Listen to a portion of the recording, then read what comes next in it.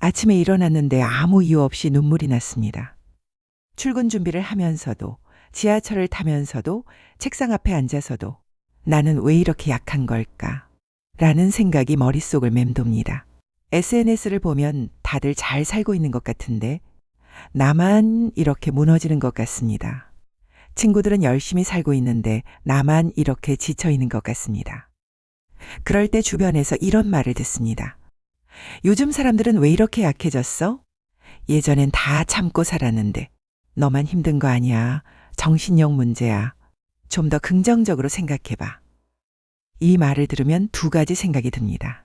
하나는 그래 내가 문제구나이고, 다른 하나는 정말 그런 걸까입니다. 정말 내가 약해서일까요? 정말 예전 사람들은 다 잘 버텼을까요? 정말 이건 나 혼자만의 문제일까요? 100년도 훨씬 전 한 사회학자는 전혀 다른 답을 내놓았습니다. 에밀 듀르켐이라는 사람이었는데 그는 충격적인 주장을 했습니다. 당신이 무너지는 건 당신이 약해서가 아니다. 사회가 당신을 떠받치지 못하기 때문이다. 이 말은 당시에도 논란이었고 지금도 논란입니다. 왜냐하면 우리는 늘 이렇게 배워왔으니까요. 내 인생은 내가 책임져야 한다. 실패는 내 탓이다. 성공하려면 더 노력해라. 하지만 듀르켐은 정반대로 말합니다. 당신의 고통은 당신 혼자만의 것이 아니라고요. 1858년 4월 15일 프랑스의 작은 마을에서 에밀 듀르켐이 태어났습니다. 그는 유대인 가정에서 자랐는데 아버지와 할아버지, 증조 할아버지 모두 랍비였습니다. 당연히 듀르켐도 랍비가 될 것으로 예상되었습니다. 하지만 15살 무렵 듀르켐은 신을 믿을 수 없었습니다. 그는 랍비가 되는 것을 포기했고 이것은 가족에게 큰 충격이었습니다.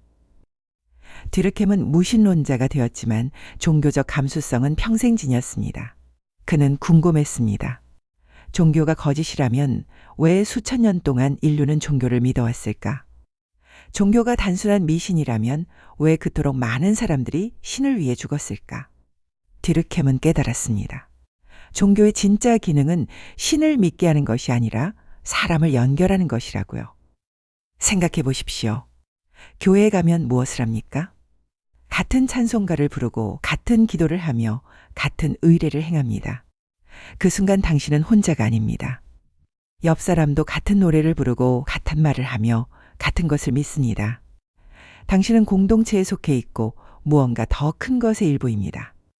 이것이 종교의 진짜 힘입니다. 신의 존재 여부는 중요하지 않습니다. 중요한 것은 사람들이 함께 믿고 함께 모이며 함께 의미를 만든다는 사실입니다. 듀르켐은 파리의 명문 고등사범학교에 입학했습니다. 여기서 그는 당대 최고의 지성들과 함께 공부했고 점점 사회 문제에 관심을 가지게 되었습니다.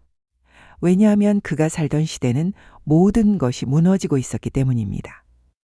19세기 후반 프랑스는 격변의 시기였습니다. 종교의 힘은 약해졌습니다. 계몽주의와 과학의 발전으로 전통적 신앙은 도전받았고 교회는 더 이상 절대적 권위를 가지지 못했습니다. 사람들은 신을 믿지 않아도 되었고 교회에 가지 않아도 되었으며 성직자의 말에 복종하지 않아도 되었습니다. 전통적인 공동체도 해체되었습니다. 중세 길드, 농촌 마을, 대가족 체제가 무너졌습니다. 과거에는 사람이 태어나면 자신이 속할 집단이 정해져 있었습니다. 아버지가 농부면 아들도 농부였고 아버지가 장인이면 아들도 장인이었으며 같은 마을에서 평생을 살았습니다. 하지만 이제는 달랐습니다. 산업화와 도시화로 사람들은 갑자기 혼자가 되었습니다. 농촌에서 도시로 이주했고 가족을 떠나 공장에서 일했으며 낯선 사람들 사이에서 살았습니다. 1800년 프랑스 인구의 약 10%만이 도시에 살았지만 1900년에는 40%가 도시에 살았습니다. 파리의 인구는 50만 명에서 300만 명으로 폭발했습니다. 사람들은 물리적으로는 더 가까워졌지만 정서적으로는 더 멀어졌습니다. 겉으로 보면 모두 자유로워진 것 같았습니다. 신분의 속박에서 벗어났고 전통의 굴레를 벗었으며 자신의 길을 선택할 수 있게 되었습니다. 이제는 누구나 성공할 수 있다. 노력하면 된다. 꿈을 이룰 수 있다. 같은 말들이 퍼졌습니다. 하지만 실제로는 어디에 기대야 할지 모르는 상태가 되었습니다. 디르켐은 이 상태를 아노미, 즉 규범이 사라진 상태라고 불렀습니다. 아노미는 그리스어로 법이 없음을 뜻하는데 디르켐이 말하는 아노미는 단순히 법이 없는 것이 아닙니다. 그것은 사회적 규범, 도덕적 기준, 집단적 기대가 사라진 상태입니다. 사람들이 무엇이 옳고 그른지, 무엇을 해야 하고 하지 말아야 하는지, 어디까지가 적절하고 어디서부터가 과한지 알 수 없게 된 상태입니다. 여기서 디르켐은 역설적인 말을 합니다. 사람은 완전히 자유로울 때 가장 행복해지는 존재가 아니라고요. 우리는 흔히 생각합니다. 자유가 많을수록 행복할 것이라고요. 하지만 디르켐은 반대로 말합니다. 사람에게는 방향이 필요하고 기준이 필요하며 이 정도면 충분하다라고 말해주는 선이 필요하다고요. 왜일까요? 인간의 욕망은 본성적으로 무한하기 때문입니다. 생각해 보십시오. 당신은 얼마나 벌어야 만족할 수 있습니까? 월급이 100만 원 오르면 만족할까요? 잠깐입니다. 금방 익숙해지고 더 많이 벌고 싶어집니다. 언제까지 올라야 이제 충분해라고 말할 수 있을까요? 대부분의 사람들은 말하지 못합니다. 왜냐하면 항상 더 많이 버는 사람이 있기 때문입니다. 항상 더 성공한 사람, 더 유명한 사람, 더 행복해 보이는 사람이 있습니다. 특히 요즘은 SNS 때문에 이 비교가 끝이 없습니다. 스크롤을 내리면 누군가는 해외여행을 가고 누군가는 승진했으며 누군가는 완벽한 가족과 함께 웃고 있습니다. 하지만 사회가 그 선을 지워버리면 어떻게 될까요? 비교는 끝이 없고 욕망은 멈추지 않으며 어디까지 가야 괜찮은지 아무도 말해주지 않습니다.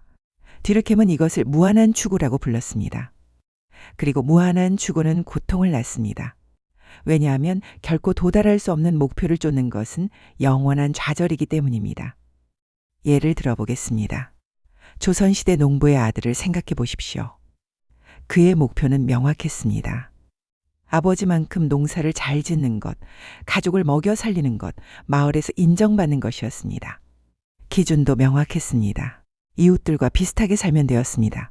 성공의 정의도 단순했습니다. 좋은 수학이었습니다. 물론 이것은 제한적이고 답답할 수 있습니다. 하지만 동시에 명확하고 달성 가능했습니다. 하지만 지금은 어떻습니까? 누구나 성공할 수 있다고 말합니다. 가난한 집 아이도 대통령이 될 수 있다고 합니다. 이것은 아름다운 약속처럼 들립니다. 하지만 디르켐은 묻습니다. 그렇다면 성공하지 못한 사람은 누구의 탓입니까? 당연히 자기 탓입니다. 노력하지 않았거나 능력이 부족했거나 의지가 약했기 때문입니다. 과거에는 실패에도 변명이 있었습니다. 나는 농부의 아들로 태어났으니까. 나는 여자니까. 나는 천민 신분이니까. 이것은 불공평했지만 동시에 위안이 되었습니다. 실패가 전적으로 자기 탓은 아니었으니까요. 하지만 지금은 모든 것이 열려 있다고 말합니다. 그렇다면 실패는 100% 자기 책임입니다. 디르켐은 자살을 연구하기 시작했습니다. 왜 사람들은 스스로 목숨을 끊을까? 당시 대부분의 사람들은 자살을 개인적 비극으로 봤습니다. 정신병, 우울증, 절망, 실연, 빚 같은 개인적 이유 때문이라고 생각했습니다. 하지만 디르켐은 다르게 봤습니다. 그는 통계를 모았습니다. 국가별 자살률, 종교별 자살률, 결혼 상태별 자살률, 계절별 자살률을 비교했습니다. 그리고 그는 놀라운 사실을 발견합니다. 자살은 개인의 우울만으로 설명되지 않는다는 것이었습니다. 같은 시대의 같은 조건에서 자살률은 사회 구조에 따라 규칙적으로 달라졌습니다. 종교 공동체가 강한 사회에서는 낮았고 개인이 고립된 사회에서는 높았습니다. 구체적으로 보겠습니다. 개신교 국가의 자살률이 가톨릭 국가보다 높았습니다. 프로이센과 작센 같은 개신교 지역은 인구 10만 명당 약 300명이 자살했지만 스페인과 이탈리아 같은 가톨릭 국가는 50명 정도였습니다. 왜일까요? 디르켐의 설명은 이렇습니다. 개신교는 개인의 신앙을 강조합니다. 각자가 성경을 읽고 각자가 신과 직접 소통하며 각자가 구원을 책임집니다. 이것은 자유롭지만 동시에 고립적입니다. 반면 가톨릭은 공동체를 강조합니다. 교회에 함께 가고 사제의 중재를 받으며 집단 의례를 행합니다. 이것은 제한적이지만 동시에 연결적입니다. 기혼자의 자살률이 독신자보다 낮았습니다. 자녀가 있는 사람의 자살률이 자녀가 없는 사람보다 낮았습니다. 군인의 자살률은 민간인보다 낮았습니다. 왜일까요? 모두 집단에 속해 있기 때문입니다. 결혼은 배우자와의 유대를 만들고 자녀는 책임을 부여하며 군대는 강한 동료애를 형성합니다. 더 놀라운 발견도 있었습니다. 경제 위기 때 자살률이 올라가는 것은 예상할 수 있습니다. 가난, 실업, 절망이 자살을 유발할 수 있으니까요. 하지만 듀르켐은 발견했습니다. 경제 호황 때도 자살률이 올라간다는 것을요. 1882년 파리 증권 거래소가 폭등했을 때 자살률도 함께 올랐습니다. 왜일까요? 듀르켐의 설명은 이렇습니다. 급격한 변화, 그것이 좋은 방향이든 나쁜 방향이든 사회의 규범을 흔듭니다. 경제 위기 때는 가난해지고 경제 호황 때는 갑자기 부자가 됩니다. 두 경우 모두 기존의 기준이 무너집니다. 이 정도면 충분하다는 선이 사라지고 새로운 욕망이 생기며 만족을 알 수 없게 됩니다. 이 말은 잔인하지만 중요합니다. 고통은 개인 안에서 시작되지 않을 수 있다는 사실입니다. 사람은 혼자서 의미를 만들어내는 존재가 아닙니다. 의미는 사회 속에서, 관계 속에서, 당신은 여기 있어도 된다는 신호 속에서 유지됩니다. 아침에 일어나서 나는 왜 이렇게 무기력할까라고 자책할 때 듀르켐이라면 이렇게 말했을 것입니다. 당신이 무기력한 게 아닙니다. 당신을 지탱해 줄 구조가 무너진 겁니다.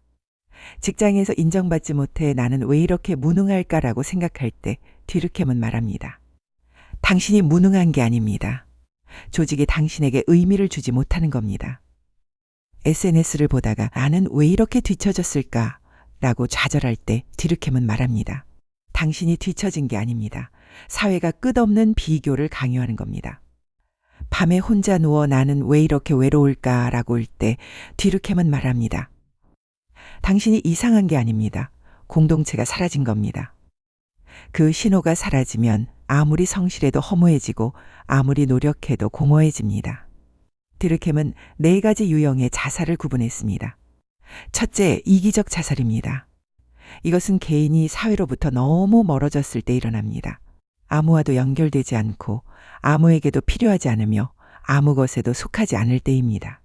혼자 사는 노인, 친구가 없는 사람, 공동체에서 배제된 사람이 이에 해당합니다. 둘째, 이타적 자살입니다. 이것은 개인이 사회에 너무 강하게 통합되었을 때 일어납니다. 집단을 위해 자신을 희생하는 것이 의무로 여겨질 때입니다.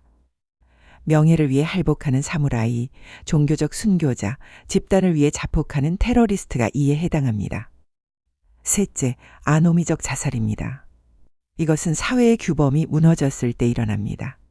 급격한 경제 변화, 사회 혼란, 가치체계의 붕괴 속에서 사람들은 방향을 잃고 욕망을 조절할 수 없게 되며 삶의 의미를 찾지 못합니다. 넷째, 숙명적 자살입니다. 이것은 사회의 규제가 너무 강할 때 일어납니다. 탈출구가 없고 미래가 없으며 변화의 가능성이 차단되었을 때입니다. 노예, 감옥에 갇힌 사람, 절망적인 억압 속에 있는 사람이 이에 해당합니다. 듀르켐이 주목한 것은 특히 아노미적 자살이었습니다. 왜냐하면 이것이 근대 사회의 특징이기 때문입니다. 근대 사회는 개인을 해방시켰지만 동시에 고립시켰습니다. 전통을 무너뜨렸지만 새로운 규범을 만들지 못했습니다. 무한한 가능성을 약속했지만 어떤 것도 충분하지 않게 만들었습니다. 듀르켐은 말합니다. 도덕이 무너진 사회에서 개인에게만 책임을 묻는 것은 2번 죽이는 일이라고요. 첫 번째는 사회가 그 사람을 지탱하지 못해서 죽이는 것이고, 두 번째는 그 죽음을 개인의 약함 탓으로 돌려서 죽이는 것입니다. 오늘날 우리는 끊임없이 정상과 비정상을 나눕니다. 잘 버티면 정상, 힘들어하면 문제 있는 사람으로 봅니다. 이런 사람은 걸으세요. 저런 사람은 손절하세요 같은 말들이 일상적으로 오갑니다. 하지만 듀르켐의 시선에서 보면 문제는 개인이 아니라 사람을 정상으로 살 수 없게 만드는 구조입니다. 생각해 보십시오. 현대인은 얼마나 많은 것을 요구받고 있습니까? 성공해야 하고 행복해야 하며 건강해야 하고 긍정적이어야 하며 생산적이어야 하고 자기 개발을 해야 하며 인간관계를 잘 관리해야 하고 SNS에서 멋져 보여야 하며 부모 노릇을 잘해야 하고 배우자에게 좋은 파트너여야 하며 직장에서 인정받아야 합니다. 그런데 동시에 아무도 이 정도면 충분하다고 말해주지 않습니다. 아무리 성공해도 더 성공한 사람이 있고 아무리 노력해도 더 노력하는 사람이 있으며 아무리 잘해도 더 잘하는 사람이 있습니다. 비교는 끝이 없고 기준은 계속 올라가며 만족은 도달할 수 없는 지평선입니다. 듀르켐이라면 이렇게 말했을 것입니다. 당신이 지친 건 이상해서가 아닙니다. 사회가 너무 많은 것을 요구하면서 아무런 기준도 남겨두지 않았기 때문입니다. 당신이 불안한 건 약해서가 아닙니다. 당신을 지탱해줄 공동체가 사라졌기 때문입니다. 당신이 우울한 건 문제가 있어서가 아닙니다. 삶의 의미를 만들어주던 집단적 의례와 공유된 가치가 무너졌기 때문입니다. 1897년 듀르켐은 자살론을 출판했습니다. 이 책은 즉시 논란을 일으켰습니다. 어떤 사람들은 이 책이 자살을 정당화한다고 비난했고 어떤 사람들은 개인의 자유의지를 부정한다고 공격했으며 어떤 사람들은 너무 결정론적이라고 규탄했습니다. 하지만 이 책은 살아남았습니다. 120년이 지난 지금 자살론은 사회학의 고전이 되었고 듀르켐의 통찰은 여전히 유효합니다. 듀르켐은 해결책도 제시했습니다. 그는 말했습니다. 새로운 형태의 공동체가 필요하다고요. 전통적 공동체로 돌아갈 수는 없습니다. 종교의 권위를 되살릴 수도 없고 중세길들을 복원할 수도 없으며 농촌 마을 공동체를 재건할 수도 없습니다. 역사는 되돌릴 수 없습니다. 하지만 새로운 연대는 만들 수 있습니다. 듀르켐은 직업 집단을 제안했습니다. 같은 직업을 가진 사람들이 모여 조합을 만들고 서로를 돕고 규범을 만들며 소속감을 제공하는 것입니다. 이것은 단순한 노동조합이 아닙니다. 그것은 도덕 공동체입니다. 사람들에게 정체성을 주고 상호 의무를 부여하며 집단적 양심을 형성하는 공간입니다. 듀르켐의 제안이 완벽한 것은 아니었습니다. 실제로 직업 집단은 그가 기대한 만큼의 역할을 하지 못했습니다. 하지만 그의 통찰은 여전히 유효합니다. 사람은 연결이 필요하다는 것, 공동체가 필요하다는 것, 혼자서는 의미를 만들 수 없다는 것입니다. 1917년 11월 15일 듀르켐은 파리에서 죽었습니다. 59세였습니다. 그는 심장병을 앓고 있었고 1차 세계대전의 충격으로 건강이 악화되었습니다. 특히 1915년 그의 아들 앙드레가 전쟁에서 죽은 후 듀르켐은 깊은 슬픔에 빠졌습니다. 그는 아들의 죽음에서 회복하지 못했고 2년 후 세상을 떠났습니다. 하지만 듀르켐의 메시지는 살아남았습니다. 그 메시지는 단순하면서도 강력합니다. 당신은 혼자가 아닙니다. 당신의 고통은 당신만의 것이 아닙니다. 그것은 사회적 고통이고 구조적 문제이며 집단적 책임입니다. 그러므로 해결책도 집단적이어야 합니다. 오늘날 한국의 자살률은 OECD 국가 중 최상위권입니다. 2021년 기준 인구 10만 명당 약 25명이 자살로 사망했습니다. 하루에 약 35명이 스스로 목숨을 끊습니다. 왜일까요? 듀르켐이라면 이렇게 분석했을 것입니다.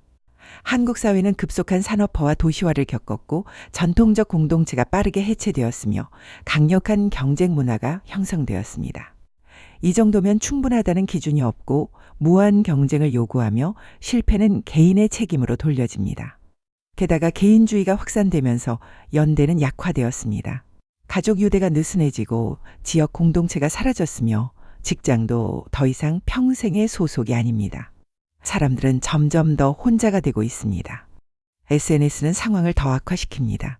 끊임없이 타인과 비교하게 만들고 완벽한 삶을 연출하도록 압박하며 실제 관계보다 가상관계를 늘립니다. 수천 명의 팔로워가 있어도 진짜 친구는 없고 수백 개의 좋아요를 받아도 진짜 인정은 없으며 끊임없이 연결되어 있지만 깊이 연결된 사람은 없습니다. 듀르켐은 우리에게 이렇게 말하는 듯합니다. 당신을 고쳐야 할 대상이 아니라 다시 연결해야 할 존재로 보라. 문제는 당신 안에 있지 않습니다. 문제는 당신과 세계 사이의 연결이 끊어진 데 있습니다. 해결책은 당신을 바꾸는 것이 아니라 당신을 지탱할 구조를 만드는 것입니다. 그렇다면 우리는 무엇을 해야 할까요? 첫째, 공동체를 되찾아야 합니다. 듀르켐이 말한 직업 집단일 수도 있고 취미 동호회일 수도 있으며 자원봉사 모임일 수도 있습니다. 중요한 것은 정기적으로 만나고 서로를 알고 함께 무언가를 하는 집단입니다. 둘째, 비교를 멈춰야 합니다. 이 정도면 충분하다는 자기만의 기준을 세워야 합니다. 남들이 뭘 하든 SNS에서 뭘 하든 나는 이 정도면 괜찮다는 선을 그어야 합니다. 이것은 포기가 아니라 자기보호입니다. 셋째, 연결을 깊게 해야 합니다. 1000명의 아는 사람보다 5명의 진짜 친구가 낫습니다. 정기적으로 만나고 깊이 대화하고 서로를 신뢰하는 관계를 만들어야 합니다. 넷째, 의미를 찾아야 합니다. 일, 가족, 취미, 봉사 등 어디서든 괜찮습니다. 나의 존재가 누군가에게, 무언가에게 필요하다는 느낌. 내가 여기 있어도 된다는 확신을 줄 수 있는 무언가를 찾아야 합니다. 다섯째, 서로를 덜 판단해야 합니다. 이런 사람은 걸으세요가 아니라 이런 사람도 이해해 보세요라고 말해야 합니다. 배제가 아니라 포용이 필요합니다. 왜냐하면 우리 모두가 언젠가는 힘들고 우리 모두가 언젠가는 약하며 우리 모두가 언젠가는 도움이 필요하기 때문입니다. 당신이 오늘 아침 눈물을 흘렸다면, 당신이 지하철에서 공허함을 느꼈다면, 당신이 책상 앞에서 나는 왜 이럴까라고 생각했다면 듀르켐은 당신에게 이렇게 말할 것입니다. 당신은 이상하지 않습니다. 당신은 약하지 않습니다. 당신은 단지 연결이 필요한 인간일 뿐입니다. 오늘 이 이야기가 자신을 탓하느라 지쳐있던 분들에게 조금은 다른 시선을 건네는 시간이 되었기를 바랍니다. 다음 시간에도 인간의 내면을 비추는 또 한편의 지혜로 찾아뵙겠습니다. 구독과 좋아요는 이 철학의 여정을 이어가는 큰 힘이 됩니다. 오늘도 시청해 주셔서 감사합니다.